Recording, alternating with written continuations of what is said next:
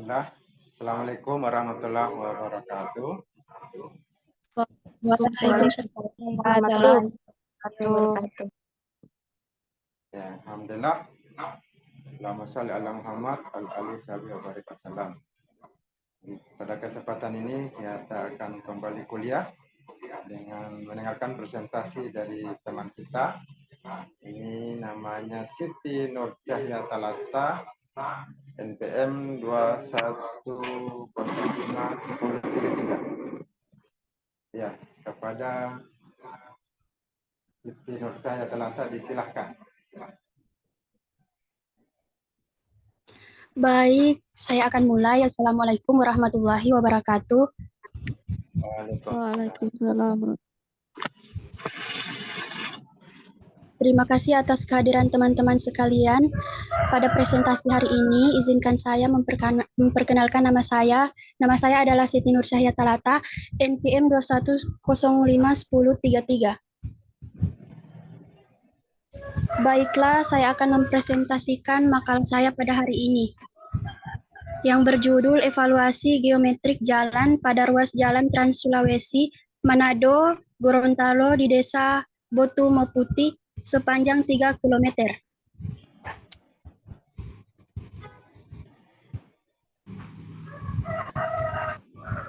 Kata pengantar,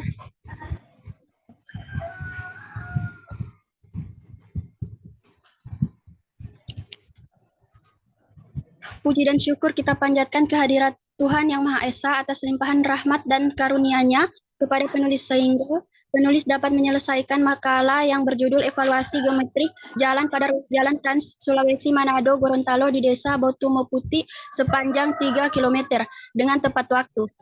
Makalah disusun untuk memenuhi tugas mata kuliah geometrik jalan. Penulisan makalah ini bertujuan untuk memenuhi salah satu tugas yang diberikan oleh dosen pengampu mata kuliah geometrik jalan. Penulis mengucapkan terima kasih kepada Bapak Dr. Mukhtar Lutfi, STMT, penulis hak dengan membaca makalah ini dapat memberi manfaat bagi para pembaca pada umumnya. Memang makalah ini masih jauh dari sempurna, maka penulis mengharapkan kritik dan saran dari pembaca demi perbaikan menuju arah yang lebih baik.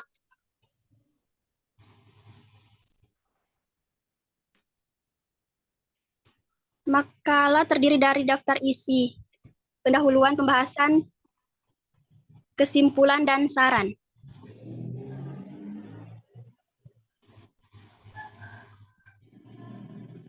Bab 1, pendahuluan. Latar belakang. Jalan merupakan salah satu akses transportasi darat yang menghubungkan wilayah satu ke wilayah yang lain. Pertumbuhan penduduk yang pesat merupakan masalah besar yang selalu berkaitan dengan masalah-masalah yang ada. Dalam meningkatkan perekonomian dan taraf hidup masyarakat, jalan memiliki peran penting dalam memperlancar arus distribusi barang dan jasa, khususnya dalam hal transportasi. Sarana merupakan faktor utama yang harus diperhatikan. Pelayanan sarana prasarana jalan yang baik, aman, dan lancar akan terpenuhi jika memenuhi persyaratan teknik geometrik jalan. Baik, untuk mengefisiensi waktu, jadi saya akan membacanya secara garis besar. Geometrik jalan merupakan suatu bangun jalan raya yang menggambarkan tentang bentuk atau ukuran jalan raya, baik menyangkut gampang melintang, memanjang, dan aspek lain yang terkait bentuk fisik jalan. Terdapat beberapa standar untuk digunakan sebagai acuan pada perencanaan geometrik jalan baik dari segi standar internasional maupun nasional. AASHTO atau A Policy on Geometric Design of Highways and Streets tahun 2001 merupakan standar geometrik dari Amerika. Jalan Trans Sulawesi, khususnya ruas Jalan Manado Gorontalo, tepatnya di Desa Botu Moputi, merupakan salah satu jalan nasional. Jalan ini berada di antara ruas jalan Maling Kapoto atau Isimu dengan panjang ruas 19,13 km. Dilihat dari hasil pengamatan peneliti atau ruas jalan di Desa Botu Moputi sepanjang 3 km, Kondisi geometrik ini baik untuk alinyemen horizontal. Terdapat banyak tikungan dengan jari-jari kecil atau kurang dari R-min sama dengan 110 meter. Maupun alinyemen vertikal terdapat satu PPV yang tidak sesuai dengan standar perencanaan Bina Marga tahun 1997 atau 60 km per jam. Pengaruh gaya sentrifugal yang terjadi di tikungan mengakibatkan kekurang nyamanan pengguna jalan, baik pengemudi maupun penumpang.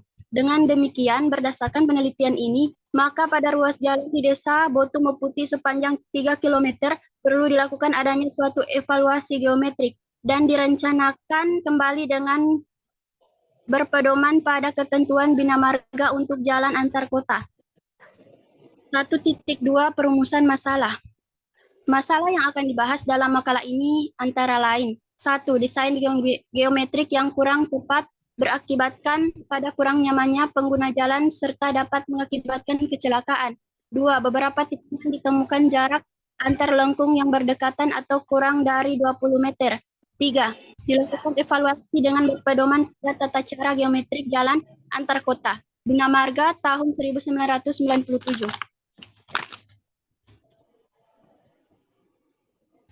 Tujuan dari pembuatan makalah ini adalah yang pertama, mengevaluasi existing di ruas jalan Trans Sulawesi Manado, Gorontalo, Desa Botu Meputi sepanjang 3 km. 2. Mendesain kembali geometrik jalan berdasarkan standar perencanaan atau pedoman Bina Marga tahun 1997. Bab 2 yaitu pembahasan. 2.1 Merencanakan geometrik jalan. Perencanaan geometrik jalan merupakan bagian dari perencanaan jalan yang dititik beratkan pada perencanaan bentuk fisik, sehingga dapat memenuhi fungsi dasar jalan, yaitu memberikan pelayanan yang optimum pada arus lalu lintas dan sebagai akses ke rumah-rumah. Dalam lingkup perencanaan geometrik, tidak termasuk perencanaan tebal perkerasan jalan. Walaupun dimensi dari perkerasan merupakan bagian dari perencanaan geometrik sebagai bagian dari perencanaan jalan seutuhnya. Klasifikasi menurut fungsi jalan. Terbagi atas, yang pertama jalan arteri, jalan yang melayani angkutan utama dengan ciri-ciri perjalanan jarak jauh, kecepatan rata-rata tinggi, dan jumlah jalan masuk dibatasi secara efisien. Yang kedua jalan kolektor. Jalan yang melayani angkutan pengumpul atau pembagi dengan ciri-ciri perjalanan jarak sedang, kecepatan rata-rata sedang, dan jumlah jalan masuk dibatasi. Yang ketiga, jalan lokal. Jalan yang melayani angkutan setempat dengan ciri-ciri perjalanan jarak dekat, kecepatan rata-rata rendah, dan jumlah jalan masuk tidak dibatasi. Klasifikasi menurut kelas jalan. Yang pertama, klasifikasi menurut kelas jalan berkaitan dengan kemampuan jarak untuk menerima beban lalu lintas, dinyatakan dalam muatan suhu terberat atau MST dalam satuan ton. Klasifikasi menurut kelas jalan dan ketentuannya. Baik, mari kita perhatikan klasifikasi menurut fungsi jalan dapat dilihat pada tabel yang pertama, yang diambil dari sumber tata cara perencanaan geometrik jalan antar kota Bina Marga 1997.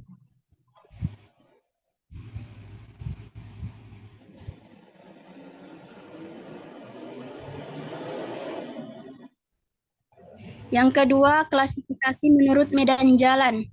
1. Klasifikasi 1. Medan jalan diklasifikasikan berdasarkan kondisi sebagian besar kemiringan medan yang diukur tegak lurus garis kontur. 2. Keseragaman kondisi medan yang diproyeksikan harus mempertimbangkan keseragaman kondisi medan menurut rencana trase jalan dan mengabaikan perubahan-perubahan pada bagian kecil dari segmen rencana jalan tersebut. Baik, mari kita perhatikan pada tabel 2 yaitu klasifikasi menurut medan jalan yang diambil pada sumber tata cara perencanaan geometrik jalan antar kota Bina Marga 1997.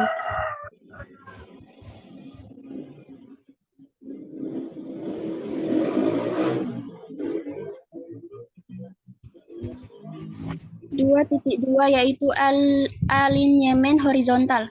Bagian lurus dengan mempertimbangkan faktor keselamatan pemakai jalan ditinjau dari segi kelelahan pengemudi, maka panjang maksimum bagian jalan raya yang lurus harus ditempuh dalam waktu tidak lebih 2,5 menit sesuai VR. Tikungan. 1. Bentuk lengkung atau tikungan. Full circle atau FC diperlihatkan pada gambar 1. Gambar 1 diambil pada sumber perencanaan teknik jalan raya Henderson tahun 2000.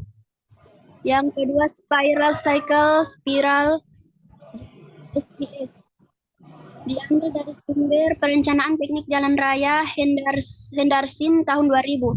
Yang ketiga, spiral atau SS. Diambil pada sumber RSNI tahun 2004. Lokasi penelitian dimulai dari patokan kilometer 14. Bisa diperhatikan pada bentang lurusnya. Sampai kilometer 17 setelah penempatan GOR. Merupakan satu kesatuan ruas jalan dengan panjang 3.000 meter. Kondisi sekitar jalan merupakan tebing, kebun, pemukiman, dan sungai dengan keadaan topografi daerah yang dilalui rencana rute jalan. Dengan memasukkan data topografi ke dalam aplikasi Civil 3D 2018 berikut gambarnya.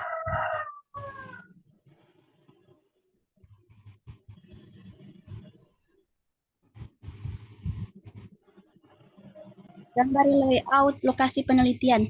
Setelah dilakukan evaluasi kembali pada kondisi existing, hasil yang didapat tidak sesuai dengan standar tata perencanaan geometrik jalan antar kota oleh Bina Marga tahun 1997.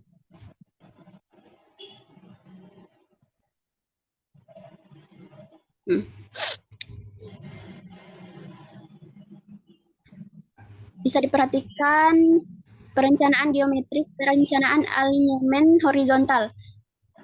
Di bawah adalah tabel 9 alinyemen horizontal jalan existing dan perencanaan ulang. Didapat pada sumber hasil survei dan analisis data tahun 2020. Pada hasil analisa alinyemen horizontal untuk jalan existing, di mana ada 8 lengkung yang kurang dari R-min sama dengan 110 meter dan 6 lengkung yang mempunyai jari-jari lebih dari R-min sama dengan 110 meter. Maka dari itu penulis merencanakan ulang alinyemen horizontal di mana ada 8 lengkung dengan tipe lengkung spiral yang diperoleh dari hasil perencanaan dan panjang jalan menjadi lebih pendek yaitu 3.315,129 meter dari panjang awal existing jalan 3.334,301 meter. Lanjut yang pada bab 3 simpulan dan saran. Simpulan 1. Hasil evaluasi jalan existing, kondisi alinyemen horizontal pada lokasi penelitian belum memenuhi standar atau tata cara perencanaan geometrik jalan antar kota 1997. Dari total 14 tikungan yang ada, 8 tikungan diantaranya tidak mencapai radius minimum 110 meter dengan kecepatan rencana 60 km per jam. Pada alinyemen vertikal terdapat 24 gradien, titik PPV1 sampai PPV23 yang sesuai standar VR 60 km per jam. 2. Hasil perencanaan yang didapat, panjang jalan perencanaan ulang menjadi lebih pendek, yaitu 3.315,129 meter dari panjang awal existing jalan 3.334,301 meter. Ada 8 tikungan dengan tipe lengkung spiral cycle spiral dan mendapat 3 lengkung vertikal, yaitu 2 lengkung vertikal cembung dan 1 lengkung vertikal cekung dengan besar super relevasi yang direncanakan ulang sesuai standar Bina Marga tahun 1997. 3.2 yaitu saran. Yang pertama, untuk pengukuran dalam penelitian selanjutnya sebaiknya menggunakan alat total station. Sebaiknya pengukuran ditinjau lebih panjang dari yang diinginkan agar saat data-data topografi yang telah dimasukkan ke dalam AutoCAD Civil 3D 2018 atau sejenisnya dapat diperoleh panjang penelitian yang dimaksud.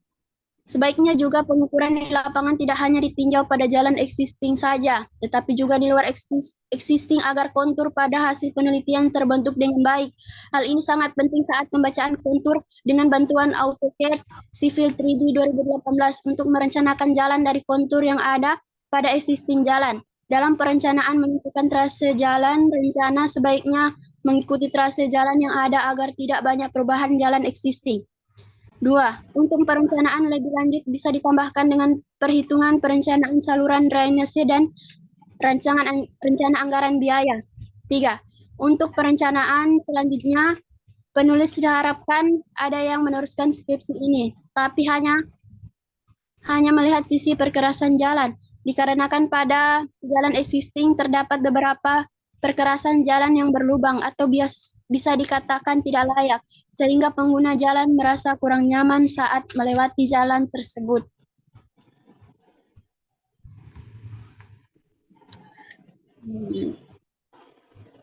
Ya, selesai.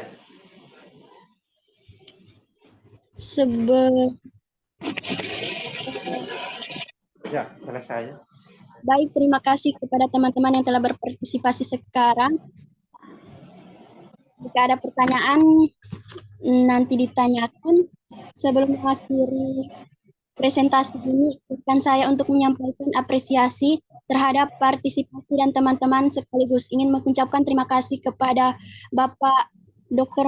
Muhtar Lutfi, STMP yang juga sebagai dosen yang ada pada mata kuliah geometrik jalan. Saya juga ingin menyampaikan permohonan maaf jika ada kekurangan, itu asalnya dari saya, dan jika ada kelebihan datangnya dari Allah Subhanahu wa Ta'ala. Dengan demikian, semoga apa yang telah disampaikan dapat memberikan manfaat dan pemahaman yang lebih luas bagi kita semua. Terima kasih atas waktu dan perhatian kalian semua. Wassalamualaikum warahmatullahi wabarakatuh. Waalaikumsalam warahmatullahi wabarakatuh.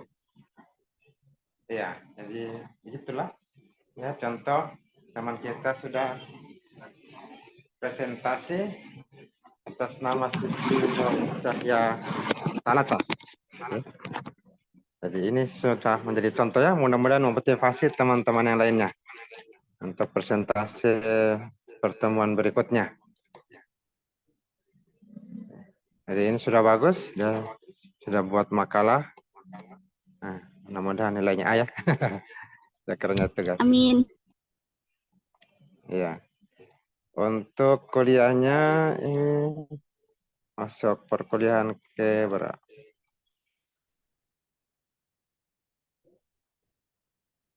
Keempat, tanggal 6 ini harusnya perkuliahannya keempat. Ini mana internet.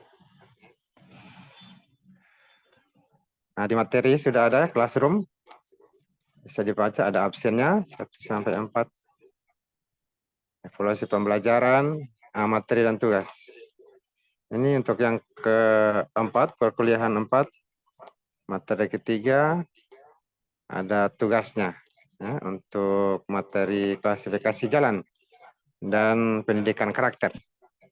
Kalau diklik tugas, maka akan muncul tugas 3.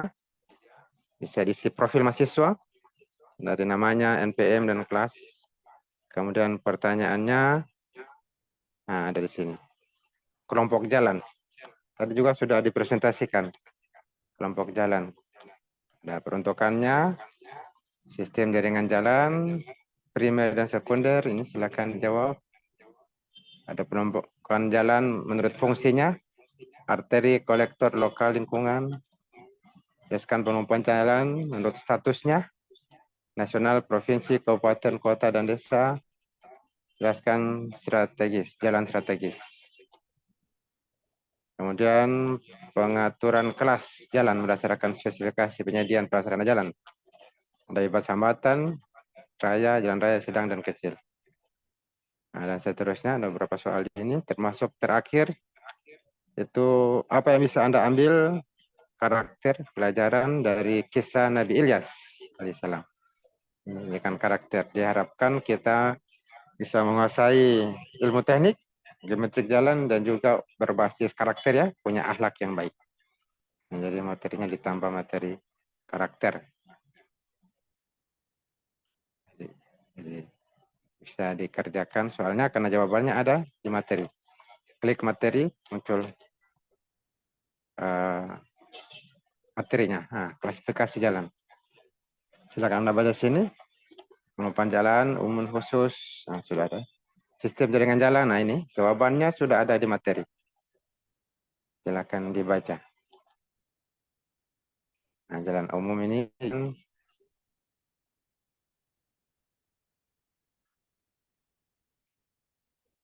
jalan sampai ke jalan lingkungan ini. Ini kemudian menurut statusnya dikelompokkan. Nah, ini penjelasannya. Jalan nasional, provinsi, kabupaten, kota, dan desa. Nah, nasional ini provinsi sampai jalan desa. Nah, untuk jalan strategis juga ada slide-nya ini penjelasannya. Strategis nasional atau provinsi, atau strategis kabupaten. Berikutnya pembagian jalan, kelas jalan untuk pengaturan penggunaan jalan dan kelancaran lalu lintas. Penjelasannya, hambatan, jalan raya, jalan sedang, jalan kecil, jalan khusus. Nah itu materinya silakan dibaca, jawabannya ada di materi. Itu juga pendidikan karakter juga ada jawabannya di materi sana di Ilyas ya. Nabi Ilyas. Nah, di sini bisa dibaca materinya. Gimana kisahnya. Nah, sampai bagian akhir itu ada penjelasan kesimpulan tentang karakter yang bisa kita ambil apa saja. Bisa ditambah karakter lainnya. Dengan membaca kisah ini, Anda bisa tambah karakter lainnya. Pelajaran apa saja Anda bisa. Nah, ini diantaranya mahasiswa harus beriman, beribadah pada Allah SWT. Ini pelajaran dapat diambil. Mahasiswa membalas keburukan dengan kebaikan, ya. Dan percaya hujan adalah rahmat dari Allah Ta'ala yang memberi rezeki. Tuhan yang memberi rezeki itu menjadikan hujan sebagai rahmat. Nah, untuk lebih jelasnya bisa dibaca di kisah Nabi Ilyas alaihissalam. Jadi terjawab dari tugas ini, tugas 3. Kalau kita klik ini, ada soal-soal. Semuanya sudah bisa dijawab. Jika dibaca materi di Classroom, tugas kuliah ke-4 ya. Perkuliahan ke-4. Kalau perkuliahan ke-3, tinggal klik sini. Nah, ada tugas 2, ada materi dan kisah Nabi Idris. Kalau perkuliahan kedua, tugas 1, ada materi perencanaan geometrik, ada pelajaran karakter dari Nabi Adam alaihissalam.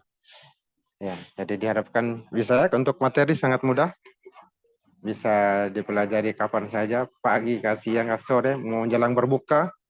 Di Masjid Agung itu jaringan internetnya lancar, Anda bisa buka, baca. Anda copy paste jawabannya ke soal. Sudah selesai, dapat bisa kerjakan tugas. Di sini juga di Unismu di lantai 1 itu ada jaringan yang cepat. DKS apa? Jaringannya Kominfo, ada itu jaringan Kominfo saya buka tadi. Saya habis jaringan internet tadi.